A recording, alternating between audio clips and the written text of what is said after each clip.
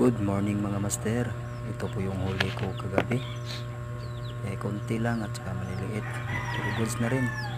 Hindi mahalaga kung marami o malaki yung mahuli mo. Ang importante safety ka sa bawat dive. Isipin lang natin na meron pang pamilya na naghihintay sa atin na makauwi ng maayos at ligtas. Yan lang ilagay sa isip natin mga master. Maliit man o malaki, importante safety. At saka bawi na din sa gasolina, gasto sa gasolina. At saka may pang-ulam pa. Bidagoy o mga master, dive always. Alright, goods na kayo na. Maganda na yan, maganda. Kita naman yan, fresh na fresh yan.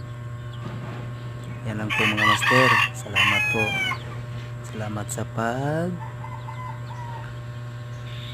Alright, let's go. Pasensya na po. Hindi ako masyadong marunong magtagalog. Alright.